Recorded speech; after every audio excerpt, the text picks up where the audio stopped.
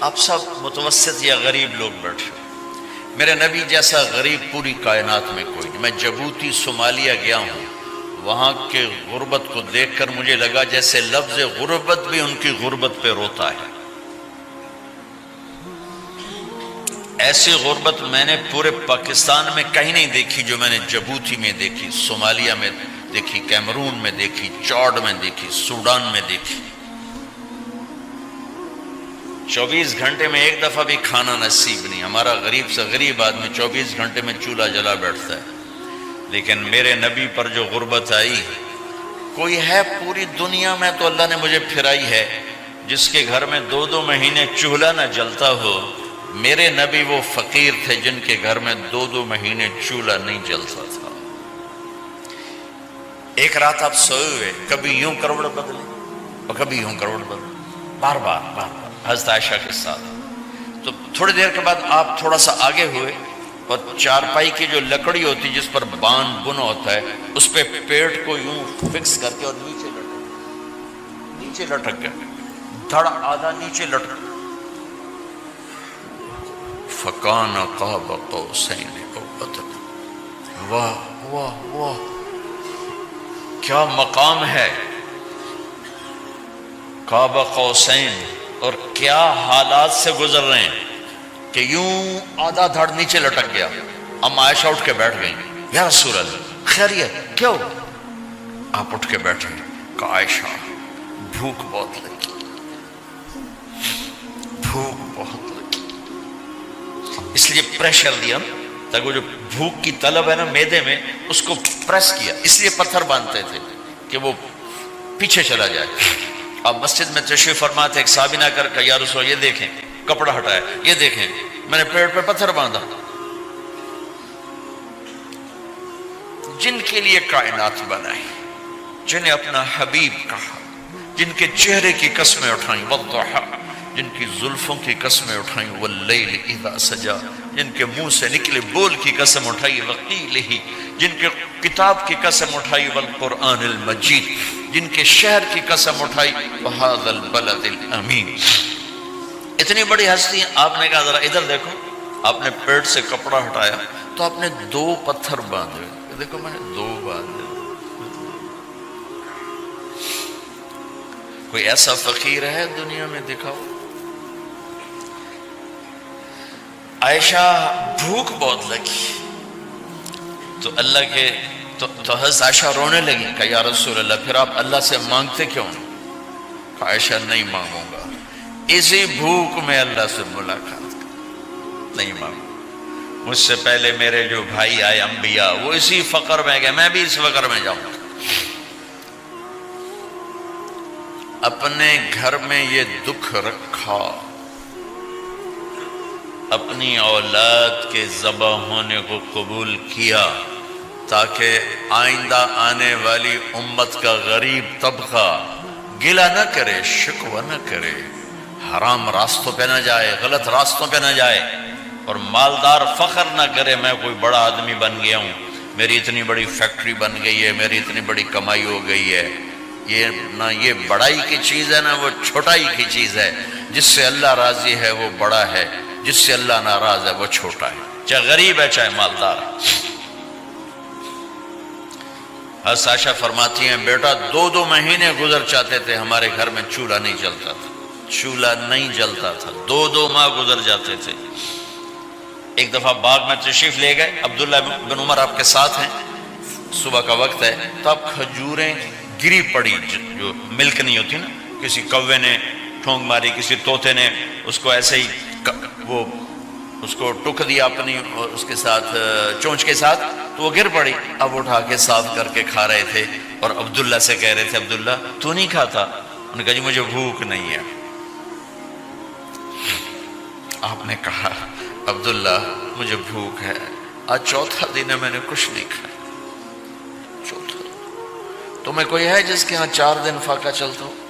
آج 4تھا دن ہے میں نے کچھ نہیں کھایا۔ ہمارے دسترخوان پہ کتنا کھانا اٹھا کے کوڑے کے ڈھیر میں جاتا ہے،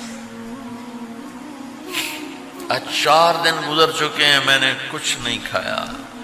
هذه صبح رابعة ما ذقت شيئا، آج چوتھی صبح میرے اوپر طلوع ہوئی ہے،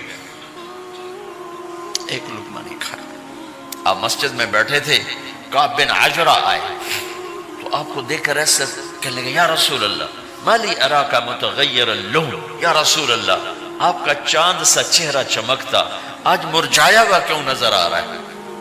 تو آپ نے یوں دیکھ اپنے پیٹ پہ یوں انگلی رکھ کر کہا ما دخل جوفی ما يدخل جوف ذاتک منذ ثلاث، کہا آج 3 دن گزر چکے ہیں، پیٹ میں ایک روٹی کا ذرہ داخل نہیں ہوا، ذرہ، لقمہ نہیں ذرہ، روٹی کا ایک ذرہ پیٹ میں داخل نہیں ہوا۔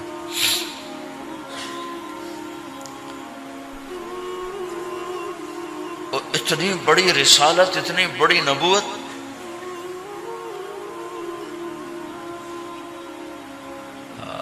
اپنی امت کے غریبوں کی تسلی کے لیے اور اپنی امت کے مالداروں کو سبق دینے کے لیے کہ اللہ رزق دے تو اپنی حیثیت نہ بھولو، اور اللہ نہ دے تو اپنے حبیب کی قربانی نہ بھولو۔ انہوں نے تو جان بوجھ کے یہ کیا، جان بوجھ کے، یہ نہیں کہ آپ کو کوئی تنگی اللہ کی طرف سے، جان بوجھ کے۔ اور سارے گھر کا یہ حال ہے۔ حضرت فاطمہ رضی اللہ تعالیٰ عنہ سے ملنے گئے، کہا بیٹے میں اندر آ جاؤں، میرے ساتھ عمران بھی ہیں، ایک صحابی تھے عرب سردار، میرے ساتھ عمران بھی ہیں۔ کہا ابا جان میرے گھر میں اتنی چادر نہیں کہ اپنے آپ کو چھپا سکوں، پردہ کرنے کے لیے میرے پاس چادر کوئی نہیں، تو آپ نے اپنی چادر اندر دے دی، کیسے پردہ کرنا، تو لپیٹ لی۔ اب اندر آئے تو آپ نے پوچھا میں نے سنا تھا تو بیمار ہے، میں تیرا حال پوچھنے آیا ہوں۔ تو باپ کو دیکھ کے آنسو نکل آئے کہ یا رسول اللہ بیماری بھی ہے اور بھوک بھی ہے، دونوں ہی ہیں، صرف بیماری نہیں بھوک بھی ہے۔ بڑے بڑے مصیبتوں سے لڑ جانے والے ماتھے پہ کبھی بل نہ آیا۔ بیٹی کے آنسوں نے پگھلا بھی دیا اور رلا بھی دیا، آپ بھی رو پڑے، آپ بھی رو پڑے۔ پھر کہا میری بیٹی نہ رو، والذی بعث اباک بالحق ما ذقت من 3 ایام طواقا، آج 3 دن ہے میں نے ایک لقمہ نہیں کھایا، میں تیرے ساتھ۔ اور میری بیٹی میں تمہیں بتاؤں، میرے رب نے مجھے کہا تھا میرے حبیب اگر آپ چاہیں تو احد پہاڑ سونا بنا دو، 10 میل لمبا چوڑا ہے احد پہاڑ، 10 میل، میں احد پہاڑ سونا بنا دوں آپ کی خدمت میں پیش کروں؟ تو میں نے کہا نہیں یا اللہ مجھے نہیں چاہیے، میں ایک دن بھوکا رہوں گا، ایک دن کھانا کھاؤں گا۔ پھر فرمایا بیٹی کیا تجھے یہ عزت کافی نہیں ہے کہ اللہ نے تجھے جنت کی عورتوں کا سردار بنا دیا؟ یہ سرداری سونے چاندی میں تل کے نہیں ملی، ہوئے ہوئے ہوئے قربان جاؤں۔ بھائیو اب سب ماشاءاللہ نوجوان نظر آ رہے ہو، تھوڑا وقت نکال کے اگر آپ پڑھے ہوئے ہو اپنے نبی کی زندگی پڑھا کرو، اپنے نبی کی زندگی پڑھا کرو، بڑا ایمان بھی بنے گا، حوصلہ بھی ملے۔ آپ حسن حسین کو کہتے تھے میری آنکھوں کی ٹھنڈک، میرے جگر کے ٹکڑے، میرے سینے کی ٹھنڈک، میرے لاڈلے، جنت کے چاند، جنت کے سردار، میرے 2 پھول، یہ سارے الفاظ حسن حسین کے لیے ہیں۔ اور ان کے بھوک کی وجہ سے رونے کی آواز سنتے تھے اور تڑپتے تھے، لیکن روٹی نہیں مانگی ان کے لیے، روٹی نہیں مانگی، کہ اپنی امت کے غریبوں کو تسلی دینی تھی کہ اگر میں فقیر بن کے جا رہا ہوں تو تمہارے اوپر بھی امتحان ہے، چند دن برداشت کرو۔ آپ نے فرمایا سب سے پہلے میں جنت میں داخل ہوں گا، سارے نبیوں پر جنت حرام ہے جب تک میں نہ چلا جاؤں، اور ساری امتوں پر جنت حرام ہے جب تک میری امت نہ چلی جائے، سب سے پہلے میں جنت میں داخل ہوں گا۔ وما یا فقراء المؤمنین، اور میرے ساتھ میری امت کے غریب لوگوں، میرے ساتھ میری امت کے غریب لوگ میرے ساتھ پہلے داخل ہوں گے۔ حضرت فاطمہ کے گھر میں فاقہ حد سے بڑھ گیا تو حضرت علی نے فرمایا کہ جاؤ اللہ کے نبی سے کچھ تو مانگ کے آؤ، کچھ تو پیٹ میں جائے۔ زندگی میں کبھی ایسا موقع نہیں آیا، یہ ایک دفعہ اتنا فاقہ آیا کہ حضرت علی جیسی ہستی نے بھی کہا جاؤ۔ تو آپ تشریف لائیں اور دروازے پہ دستک دی تو اتنا پیار تھا. جب حضرت فاطمہ گھر میں داخل ہوتی، اللہ نے ہمیں اولاد کے ساتھ کیا سلوک کرنا ہے اللہ نے ہمیں اپنے نبی سے یہ بھی سکھایا. حضرت فاطمہ جب بھی گھر میں آتی، اور ساتھ ہی تو گھر تھا، دیوار سے دیوار ملی تھی، روز کا آنا جانا تھا، تو میرے نبی بیٹھے نہیں رہتے تھے، آؤ فاطمہ کیا حال ہے، کھڑے ہو جاتے اور تیزی سے آگے بڑھتے. دروازے پر ہی حضرت فاطمہ کا ہاتھ پکڑ لیتے، ہاتھ کا بوسہ لیتے، بوسہ لے کر ہاتھ پکڑے پکڑے بیٹی کو چارپائی پہ پہلے بٹھاتے، اس کے بعد خود بیٹھتے تھے.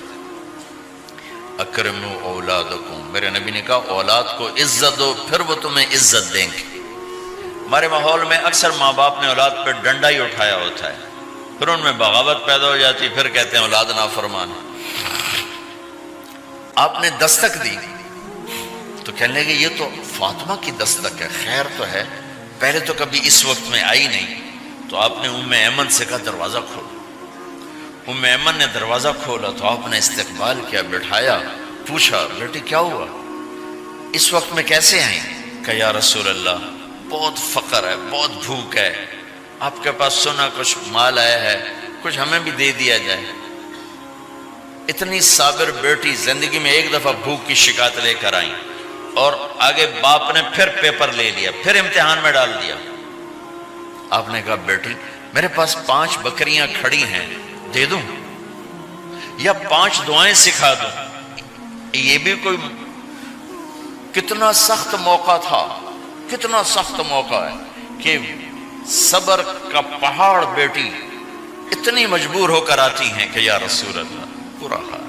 تو میرے نبی کہتے بیٹی یہ بکریاں بھی لے جا، دعائیں بھی لے جا، دونوں جمع کر دیتے، یا دعائیں بعد میں سکھا دیتے، بکریاں دیتے، ایک تو دے دیتے. پر امت کے غریبوں کو تسلی دینی تھی، چونکہ امت میں اکثر طبقہ غریب ہوگا.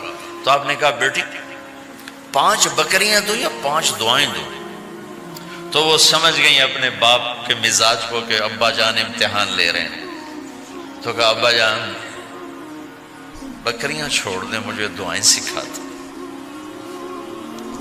مجھے بکریاں نہیں چاہیے. بھوکے کی رات بھی گزر جاتی ہے اور بھوکے کا دن بھی ڈوب جاتا ہے. تو آپ کا چہرہ ایسے کھل گیا کہ میری بیٹی پاس ہو گئی. کہ بیٹی آپ تم دعا میں یہ کہا کرو یا اول الاولین یا آخر الاخرین یا ذا القوة المتین یا راحم المساکین یا ارحم الراحمین. یہ تیرے لیے 5 بکریوں سے اعلیٰ چیز. اب گھر واپس گئیں خالی ہاتھ. حضرت علی نے فرمایا تو کچھ بھی نہیں لائی؟ کہا نہیں لائی ہوں، بہت کچھ لائی ہوں. کہا کیا؟ کہا میں دنیا لینے گئی تھی، آخرت لے کے آ گئی. ذهبت للدنیا وجئت بالآخرہ. تو حضرت علی نے فرمایا تیرا آج کا دن سب سے اعلیٰ دن، خیر ایام کی حال. داماد کا امتحان لے لیا، حضرت علی کو بلا لیا. علی 5000 بکریاں دوں کہ 5 دعائیں دوں؟ وہاں تو 5 بکریاں، اب 5000 کر دیں. علی 5000 بکریاں لیتے ہو یا 5 دعائیں لیتے ہو؟ تو بھی سمجھ گئے کہ آج میرا محبوب مجھ سے امتحان لے رہا ہے کہ علی کتنا کو مضبوط ہے اپنے ایمان میں. اور فاقے میں نے بتا دی کیا گزر رہے. آدمی اپنی بھوک سہ لیتا ہے، اولاد کا رونا برداشت نہیں ہوتا ہے.